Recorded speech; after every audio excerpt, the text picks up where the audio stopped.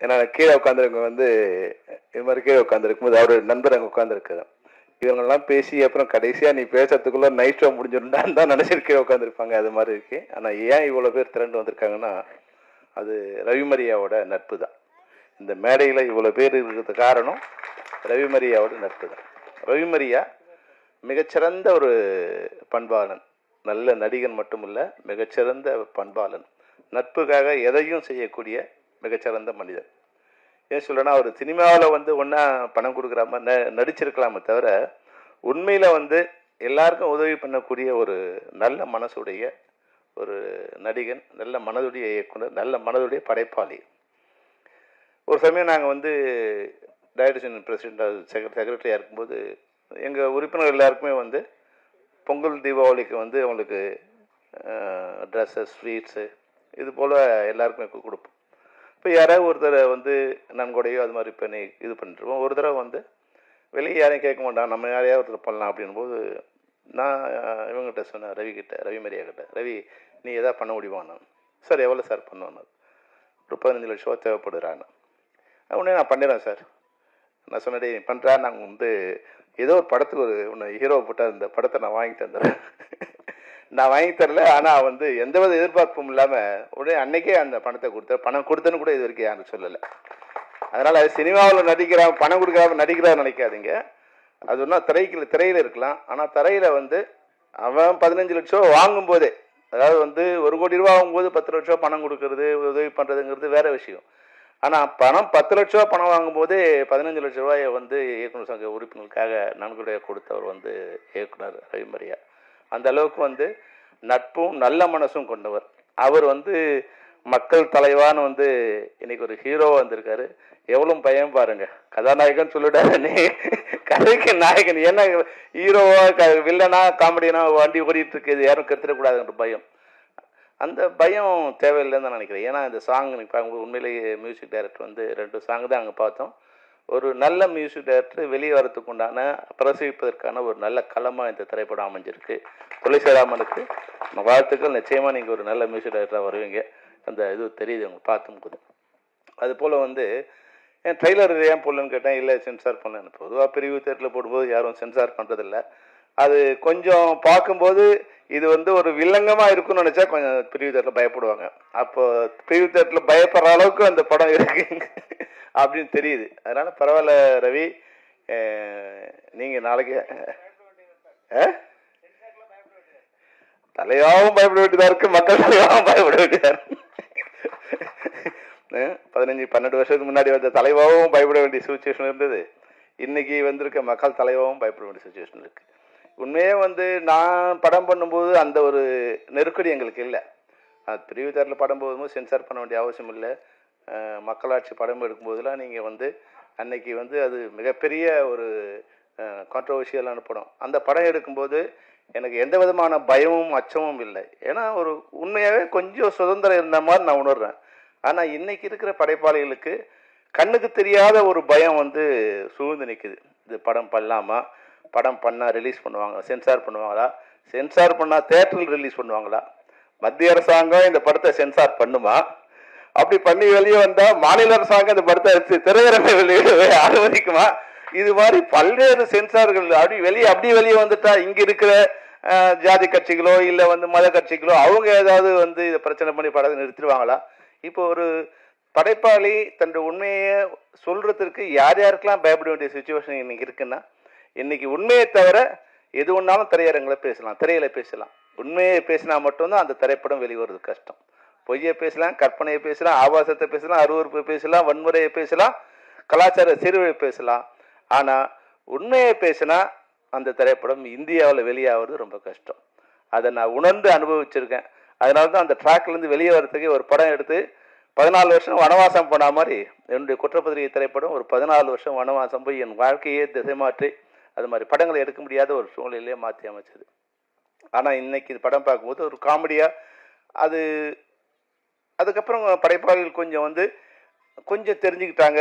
அந்த எப்படி விஷயத்தை கொஞ்சம் கவர் பண்ணி அது வெளியே சொல்கிறது அப்படிங்கிறத வந்து மக்கள் தலைவா மாதிரி படங்கள் மூலம் அதை வெளியே கொண்டு வரதுக்கு இயக்குனர் பேசும்போதே அவரே பயங்கரமாக ரசி வந்து அப்போது ஒருத்தரை பற்றி பேசும்போது அவர் வந்து ஒரு குழந்தை மாதிரி பேசுகிறார். இவங்க எப்படி இருக்காங்க, நாங்கள் சம்பத்து குழந்தை இல்லை, டைரக்டர் குழந்தை மாதிரி பேசி அவங்ககிட்ட எப்படி வேலை வாங்கியிருக்காரு இப்போ நல்லா தெரியுது. பேச அதாவது ஆடி கறக்கொண்டி மாட்டை ஆடி கறந்து பாடி கறக்குறாங்கன்னு சொல்லுவாங்க இல்லையா, அது மாதிரி இயக்குனரை பார்க்கும்போது மிக அருமையாக புரியுது இவர் வந்து எவ்வளோ சிறப்பாக வந்து எல்லார்ட்டையும் வேலை வாங்கியிருப்பாருன்னு. உண்மையாக நான் வந்து இவங்கெல்லாம் கெஸ்ட்டாக வந்திருக்காங்கன்னு நினச்சேன். பிழைக்காரப்பா சார், நாஞ்சில் சம்பத் சார்லாம் வந்து கெஸ்ட்டாக வந்திருப்பாங்கன்னு நினச்சேன். ஆனால் அங்கே போஸ்டர் பார்த்தோன்னு தெரிஞ்சு எல்லாருமே நடிகராக இருக்காங்க. அப்போது இந்த படத்தில் ஏதோ ஒரு விஷயம் இருக்குது. அது ராதாரவி சார் ரொம்ப அழகாக சொல்லிகிட்டே இருந்தார். ராதாரவி சார் வந்து நட்புக்கு ஒரு இலக்கணம் வந்து ராதாரவி சார். நான் வந்து அசிஸ்டன்ட் டைரக்டராக இருக்கும்போது என்ன மரியாதையோ, இப்போ என்ன பார்த்தா என்ன மரியாதை கொடுக்குறாரோ, இயக்குனராக இல்லை வந்து ஒரு சங்கத்தோட தலைவராக பார்க்க என்ன மரியாதை கொடுத்தாரோ, அதே மரியாதையை தான் நான் அசிஸ்டன்ட் டைரக்டராக அவரோட ஒர்க் பண்ணும்போது, மணிவண்ண பட சார்கிட்ட அசிஸ்டன்ட் டைரக்டர் இருக்கும்போது, அப்போ வந்து அவர் வந்து நல்ல பெரிய நடிகராக இருக்கார். ஆனால் சாதாரணமாக எல்லாரையும் ஒரே மாதிரியாக நட்போட பழக்கூடியவர்.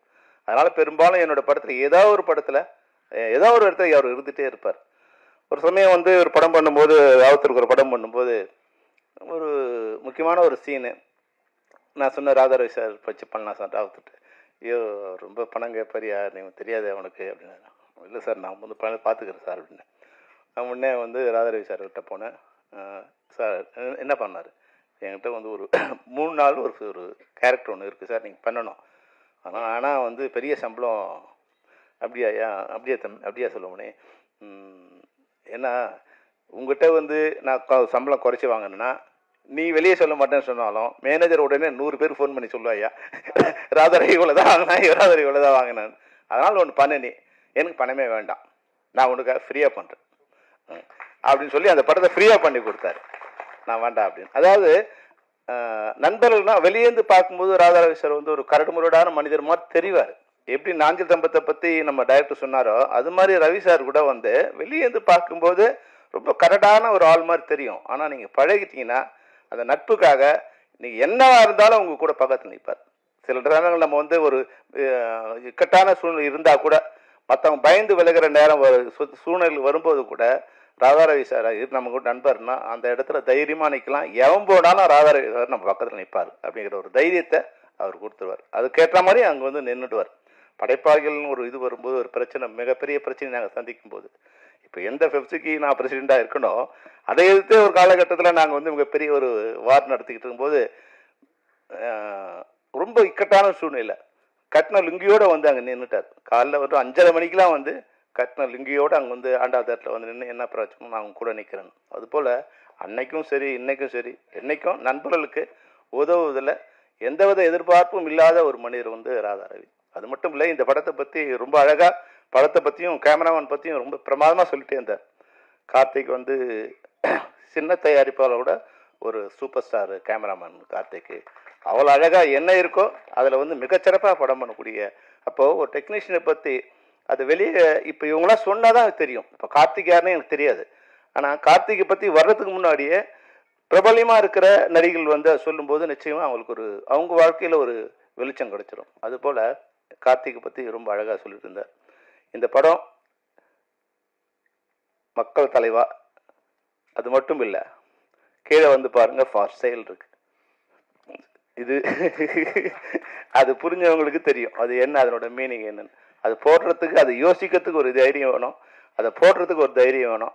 நிச்சயமா நம்ம யாரையும் வந்து அரசியலில் வந்து யாரும் குறை சொல்ல போகிறதில்ல. சில நேரங்களில் விமர்சனங்கள் வந்து வைக்கிறது என்னன்னா, அந்த விமர்சனங்களுக்கு பாட்டிலுக்கு 10 ரூபாங்கிறது வந்து பல பேர் சொல்லிகிட்டே இருந்தாங்க. ஆனால் நிச்சயமாக திரையில் வந்து அது வரும்போது நல்ல வேலை இவர் சொன்னார் வந்து ஃபார்ச்சுனேட்டாக வந்து பேரரசு பண்ணார். நான் என்ன நினைக்கிறேன்னா அன்பார்ச்சுனேட்டாக பேரரசு பண்ணியிருக்காரு. ஒருவேளை பண்ணாமல் இருந்தாரு அவர் இன்னைக்கு ஒரு மினிஸ்டராக கூட இருந்திருக்கூடிய வாய்ப்பு நிச்சயமா அந்த வாய்ப்பை வந்து, ஏன்னா அவர் தான் வந்து என்ன தம்பி விஜய் வந்து வச்சு அன்னைக்கு சிஎம் வரத்துக்கு எலெக்ஷன் பாட்டு ஒன்று சிவகாசியில் போட்டு நிச்சயமா அந்த பாட்டு தான் வந்து சாலை முழுக்க அந்த பாட்டு தான் போட்டு இருந்தாங்க. அவர் ஒரு வேளை வந்து எலெக்ஷன் முன்னாடி இந்த சீனை கட் பண்ணி அந்த சீனில் நடிச்சிருந்தாருன்னா எங்களுக்கு மினிஸ்டராக கூட இருந்தக்கூடிய வாய்ப்பு இருந்திருக்கும். அந்த அளவுக்கு நெருக்கமான ஒருத்தர். அவருடைய பாடல்கள் பிரபலியமானது. அவர் இதில் நடிச்சிருக்காரு. அதுபோல் எல்லாமே நண்பர்கள் நடிச்சிருக்காங்க. இந்த பாடல் வந்து நிச்சயமாக படம் பார்க்கும்போது, அந்த ஸ்க்ரீனை பார்க்கும்போது, இயக்குனரோட பேச்சை பார்க்கும்போது நாங்கள் ட்ரெய்லர் பார்க்கல, ஆனாலும் வந்து ட்ரெய்லர் போல் இயக்குனரோட கன்னி பேச்சு வந்து இந்த படம் எவ்வளோ சிறப்பாக நகைச்சுவையாக வரும். அதே நேரத்தில் நம்ம ரவிமரியாவோட பாட்டு பார்க்கும்போது கொஞ்சம் காமெடியாக தான் இருந்தது. அவர் வந்து ஹீரோயினோட டான்ஸ் ஆடுற மூவ்மெண்ட் இடுப்பை வளர்ச்சி ஆடும்போது அவர் கொஞ்சம் இடுப்பு வளையாது அவனுக்கு. நான் என்ன அந்த முதல் ஷாட் வரும்போது அந்த சட்டை வெளியே தூங்கிட்டு இருக்கும் போது ஏதோ பை மிஸ்டேக்ல வந்து சரியா இன் பண்ணாம வந்து ஆடுறான் போது நான் நினைச்சுக்கிட்டு இருந்தேன். ஆனா படம் வரும்போது அதை மெயின்டைன் பண்ணிட்டு இருக்கும். ஓஹோ, இது ஸ்டைல் போகுது. இப்ப நம்ம கொஞ்சம் வயசான அந்த ஜென்திக்கு ஏதாவது நமக்கு தெரியல, அவன் அது போல ஆயிருக்காங்கன்னு தெரிஞ்சது. அதை மெயின்டைன் பண்ணக்கூடிய அதாவது வந்து ரவிமரியாவோட பிளஸ் என்னன்னா, கரண்ட் அவர் வந்து நானும் அவரோட சேர்ந்து ஒரு படம் மாட்டதா இருந்தது. அதுக்கு ஒன்று முயற்சி பண்ணப்போ அப்போதான் எனக்கு ரவிமரியா வந்து நண்பனா எனக்கு நிறைய தெரியும். ஆனால் ஒரு கிரியேட்டரா வந்து ரவிமரியா எப்படின்னா, அவரோட பிளஸ்ஸே வந்து அப்டேட்ல இன்னைக்கு மார்க்கெட்ல இன்னைக்கு இளைஞர்கள்கிட்ட இன்னைக்கு என்ன பிளஸ் இருக்கோ அதை வந்து கரண்ட்ல சொல்லக்கூடிய, கரண்ட்ல பேசக்கூடிய, அதை பத்தி சிந்திக்கக்கூடிய, அதை பத்தி விரிவா சொல்லக்கூடிய ஒரு அறிவாற்றல் முடைந்த ஒரு படைப்பாளி வந்து ரவிமரியா. வெளியே வந்து காமெடியன் மாதிரி தெரியும், ஆனா அவரோட அறிவு வந்து எல்லாரை விட வந்து அரசியல் ஞானம், அரசியல் அறிவும் அதை பற்றியான விழிப்புணர்வு. ஏன்னா அது படித்ததே அந்த அளவு இது சோசியல் சயின்ஸ் தான் படிச்சிருக்காங்க. அதனால் வந்து சமூகத்தை பற்றியான ஒரு மிகச்சிறந்த அறிவு இருக்குது. அதை இந்த படத்தில் வந்து காமெடியாக வெளியே கொண்டு வந்திருக்கா நான் நினைக்கிறேன். அவர் என்னுடைய மிகச்சிறந்த நண்பர். எனக்கு நெருங்கிய நண்பர் வட்டாரத்தில் ஒரு 10 பேர் இருக்காங்கன்னா அந்த 10 பேரில் வந்து ஒரு முக்கியமான ஆள் வந்து ரவிமரியா. என்ன என்னோட பிரச்சனை என்னவா இருந்தாலும், எனக்கு எப்போ தேவைப்பட்டாலும், எங்கே இருந்தாலும் அந்த நேரத்தில் வந்து அவர் நிற்கக்கூடிய நண்பர். அதனால் அது நான் மட்டும் இல்லை, நீங்கள் மேடையை பார்த்தா தெரியும், இன்னும் நிறைய பேர் வந்து அவர் விட்டுருக்கலாம். அவர் நினைச்சிருந்தாருன்னா கீழே இருக்கிற அளவுக்கு வந்து இந்த அரங்கை ஃபில் பண்ணக்கூடிய அளவுக்கு அவருக்கு நண்பர்கள் திரைத்துறையில் இருக்கு. எல்லாரும் அவருக்கு நண்பர்கள் தான். அவங்க இன்னைக்கு வந்திருப்பாங்க. அவரோட நட்புக்கு, அவரோட மனசுக்கு, இந்த யூனிட்டோட கவிதாலயா சரவணனுக்கு நான் வந்து இந்த இந்த செல்லு பார்க்கும்போது ரவிசார் சொன்னேன், சார் உங்களை பார்த்தா கே பாலச்சந்திரன் மாதிரியே இருக்கு சார் அப்படின்னு சொன்னேன். அப்படியே அப்படின்னு சிரிச்சாரு. அப்புறம் கவிதாலயா சரவணன், கவிதாலயாங்கிறது தமிழ் திரையுலகத்தில் மிகப்பெரிய புரட்சிகரமான சின்ன படங்களை கொண்டு வந்த ஒரு நிறுவனம். ஒருவேளை கவிதாலயா ஒர்க் பண்ணீங்களான்னு கேட்டேன். இல்லை சார், என்னோட ஒய்ஃப் பேர் கவிதா, அது நான் முன்னாடி 20 வருஷத்துக்கு முன்னாடியே கவிதாலயா சரவணன் பேர் வச்சுக்கிட்டு இருந்தார். அதனால் ஏதோ ஒரு வகையில் அது நல்ல திரைப்படங்கள் கொடுத்து அந்த கவிதாலயா பேர் சரவணன்கிட்ட ஜாயின் பண்ணியிருக்கு. அதனால் தயாரிப்பாளராக அவர் நிச்சயமாக வெற்றி பெறுவார். அனைவருக்கும் மக்கள் தலைவாவில் பணிபுரிந்த அனைத்து டெக்னீஷியன்ஸுக்கும், நடிகர்களுக்கும், தயாரிப்பாளருக்கும், பெப்சி சார்பிலையும் இயக்குனர் சங்கத்தின் சார்பிலும் என்னுடைய மனமார்ந்த வாழ்த்துக்களை தெரிவித்துக் கொள்கிறேன். வெல்க மக்கள் தலைவர். நன்றி, வணக்கம்.